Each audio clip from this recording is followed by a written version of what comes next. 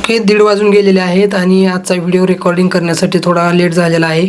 तर पाहूया सकाळपासून मार्केटमध्ये कशी मूव्हमेंट झालेली आहे आणि आपण कशाप्रकारे ट्रेड केलेला आहे. तर मार्केटमध्ये पूर्ण एका कालच्या डाऊनफॉल नंतर मार्केटमध्ये शार्प रिकव्हरी दिसत आहे आणि ही रिकव्हरी आपल्याला आत्ता दिसत आहे, मॉर्निंगला आपल्याला दिसत नव्हती. कारण की आपल्याला ज्यावेळेस चार्ट पूर्णपणे बनतो त्यावेळेस आपण ॲनालिसिस करण्यासाठी परफेक्ट राहतो, परंतु मार्केटमध्ये आपल्याला ॲनालिसिस चार्ट बनण्याच्या पहिले करायचं असते. सो माझं ॲनालिसिस काय होतं आजचं, जसं की मार्केट इथं ओपन झालं, इथं रेजिस्टन्स घ्यायला सुरुवात झाली, तर मला माझं अँटिसिपेशन होतं की मार्केट या रेंजमध्ये कुठेतरी ट्रेड करू शकतं, परंतु तसं न होता मार्केटने ब्रेकआउट दिलं. पुन्हा माझा इथं एक SL हिट झालेला होता, तर इथे माझा C साईडचा SL हिट झाला. पुन्हा मार्केट इथं कन्सल्टेशन केलं या रेंजमध्ये. पुन्हा मला असं वाटत होतं की मार्केट पुन्हा या रेंजमध्ये येऊ शकतं, परंतु तसं नव्हतं. पुन्हा ब्रेकआउट दिलं, पुन्हा एकदा C साईडचा SL हिट झालेला आहे. त्याच्यानंतर मार्केटने काय केलेलं आहे, त्याच्यानंतर एकदा इथे मार्केटने कन्सल्टेशन केलं आणि या पॉईंटसाठी मी रेंज बनवलेली आहे. आता सध्या इथून जे ब्रेकआउट दिलं आणि या पॉईंटसाठी रेंज बनवलेली आहे.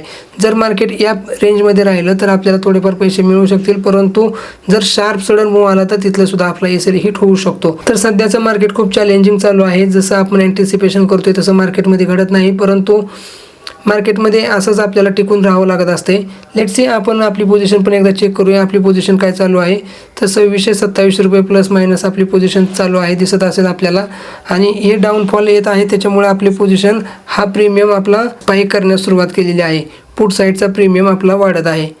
जर मार्केट याच्यावरती 22,100च्या वरती जर राहिले तरच आपल्याला हे 17 रुपये भेटतील, अदरवाईज हा सुद्धा लॉसमध्ये कन्वर्ट होऊ शकतो. पाहू शकता की किती स्पीडमध्ये आपला प्रीमियम हा वाढत आहे. आणि इथं पण पाहू शकता की मार्केट सडनली फॉल होण्यास सुरुवात झालेली आहे. आपण ज्यावेळेस व्हिडिओ रेकॉर्डिंग केला त्यावेळेस चालू केले त्यावेळेस आपल्याला 3,000चा प्रॉफिट होतं आणि सडनली आपला प्रॉफिट आता 1500, 1600 किंवा 1,000 रुपयाला सुद्धा येऊन गेलेला आहे. तर अशा गोष्टी मार्केटमध्ये होत असतात. मार्केटमध्ये आपले स्टॉप लॉस इंटॅक्ट असते. तुम्ही पाहू शकता की मार्केटमध्ये पूर्णपणे मी स्टॉप लॉस लावून काम करतो. जेवढ्या पोझिशन आहेत तेवढे माझे स्टॉप लॉस तुम्हाला इथे दिसत असतील. विदाऊट स्टॉप लॉस आपण काम करत नाही. तर पाहू शकता की मार्केटमध्ये पुन्हा एकदा बाउन्स आलेला आहे. पुन्हा एकदा आपल्याला 2400-2500 प्रॉफिट दिसत आहे. तर ही व्हॉलॅटिलिटी आपल्याला मॅनेज करावी लागते, एवढं सहन करावं लागेल. कारण की मार्केट पूर्णपणे एकदा प्रॉफिट द्यायला लागला तर कंटिन्यू प्रॉफिटमध्ये राहत नाही, प्लस मायनस होत राहतं. आणि ही सायकोलॉजी तुम्हाला माझे व्हिडिओ पाहून तुम्हाला चांगल्या पद्धतीने समजू शकते. तर नेक्स्ट आताचं प्लॅनिंग काय असेल आपलं, जर मार्केट ह्या 22,200च्या खाली जर क्लोजिंग दिलं तर हे 7 रुपये आपल्याला मिळून जातील. परंतु मार्केट 22,100च्या वरती जरी राहिलं तरी सुद्धा हे आपल्याला 13 रुपये आपल्याला मिळून जातील. ओके, तर अशा प्रकारचं माझं प्लॅनिंग आहे. लेट्स सी, मार्केट या 100 पॉईंटच्या जर रेंजमध्ये राहिलं तर आपल्याला हा पूर्ण मनी मिळून जाईल, म्हणजे मॅक्स टू मॅक्स आपला 7,000 रुपयापर्यंत प्रॉफिट होऊ शकतो. जसं की आपण आताच या व्हिडिओमध्येच पाहत आहे की आपला व्हिडिओ स्टार्ट करताना आपल्याला 3,000 प्रॉफिट होता. व्हिडिओच्या दरम्यान तो प्रॉफिट 900-500 रुपयापर्यंत गेला आणि त्याच्यानंतर पुन्हा एकदा 3,500 रुपयाला गेलेला आहे. तर असं पॅनिक होऊन आपली पोझिशन एक्झिट करायची नाही किंवा पोझिशन ॲड वगैरे करायची नाही. आपल्याला आपल्या स्टॉप लॉसवर किंवा आपल्या ॲनालिसिसवर स्ट्रिक्ट राहायचं आहे. आपली लेवल ब्रेक झाली तर आपण एक्झिट करायचं असते. ओके, तर ही इम्पॉर्टंट लर्निंग तुम्हाला आपल्या व्हिडिओमधूनच तुम्हाला पाहायला मिळेल. रिअल ट्रेडिंग करताना तुम्हाला ह्या सर्व गोष्टी तुम्हाला उपयोगी पडणार आहेत. भले लॉस झाला तरी चालेल, मी माझ्या स्टॉप लॉसलाच एक्झिट करत असतो, हा माझा रूल आहे.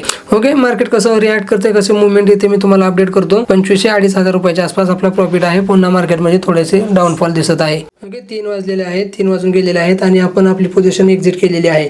जसं की आपण ॲनालिसिस केलं होतं की मार्केट या रेंजमध्ये कुठेतरी एक्सपायर होण्यासाठी रेडी आहे. तर मार्केट सेम त्याचप्रमाणे आपल्या रेंजमध्ये एक्सपायर झालेले आहे आणि आपण जो ठरवला होता 7,000-7,500 पर्यंत आपला प्रॉफिट होऊ शकतो, तो सेम प्रॉफिट आपण घेऊन काय केलेला आहे, मार्केटमधून एक्झिट झालेलो आहे. आपण जसं सांगितलं होतं की 22,100चा किंवा 22,200चा CE हा 0 जाईल. इथे 8,500 रुपये पूर्ण भेटलेले आहेत आणि 22,100चा पुट 22,100चा पुट कुठे दिसत आहे तुम्हाला, तर हा इथे 12,000 रुपये आपल्याला पूर्ण भेटलेले आहेत आणि हा सुद्धा प्रीमियम 0 झालेला आहे. तर अशा प्रकारे तुम्हाला सुद्धा ॲनालिसिस करायचं असते. फक्त मार्केट कुठे जाणार नाही ह्याचं ऑप्शन सेलर हे तुम्हाला डिसाईड करायचं की मार्केट कुठे जाईल ते नाही डिसाईड करायचं, तुम्हाला मार्केट कुठे जाणार नाही ते डिसाईड करायचं आहे. माझी एक रेंज होती, या रेंजच्या बाहेर मार्केट जाणार नाही असं माझं अँटिसिपेशन होतं आणि सेम तसं झालेलं आहे आणि त्याचा रिझल्ट आपल्याला दिसत असेल की हा 7,500 रुपयाचा प्रॉफिट आपल्याला दिसत असेल. तर ही पोझिशन मी एक्झिट नाही करणार, कारण की आज एक एक्सपायरी आहे ऑटोमॅटिक एक्झिट होऊन जाईल आणि त्याचे चार्जेस सुद्धा आपल्याला लागणार नाहीत. सो याचा जास्त विचार करायचा नाही. सांगण्याचा उद्देश एकच आहे की आपण आपलं ॲनालिसिस करायचं आहे आणि आपल्या ॲनालिसिसवरती फोकस करून आपल्याला ट्रेड करायचा आहे. सेम ॲनालिसिसवरती मी माझ्या स्ट्रिक्ट राहिलो आणि मार्केटने मला रिवॉर्ड दिला. सकाळपासून मला स्टॉप लॉस हिट होत आले, परंतु एंड ऑफ द डे आपल्याला दिवसातून कमीत कमी 1 ते 2 वेळा करेक्ट जरी झालो तरी आपण मार्केटमधून प्रॉफिट कमवत असतो. असं जरुरी नाही की बाबा आपल्याला प्रत्येक वेळेस मार्केटमध्ये बरोबरच असलं पाहिजे, असं काही नाही. आपण प्रत्येक वेळेस ज्यावेळेस आपण चुकीचं आहे त्यावेळेस स्टॉप लॉस द्यायचा आणि मार्केटमधून एक्झिट घ्यायचं आहे.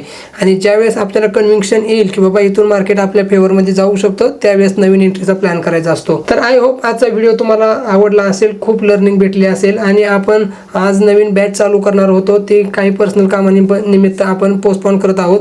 तर ती नवीन बॅच आपली बॅच 4ची फ्री लर्निंगची बॅच आपण शनिवारपासून चालू करणार आहोत. तर ज्यांनी पण आपल्या चॅनलला सबस्क्राईब केलं नसेल त्यांनी सबस्क्राईब करून घ्या आणि मला व्हॉट्सअपवर मेसेज पाठवा, तुम्हाला नवीन बॅचमध्ये ॲड केलं जाईल. तर या व्हिडिओमध्ये इथंच थांबूया, पुन्हा एकदा भेटूया नवीन एका अशाच व्हिडिओमध्ये. Till the time, bye bye, take care.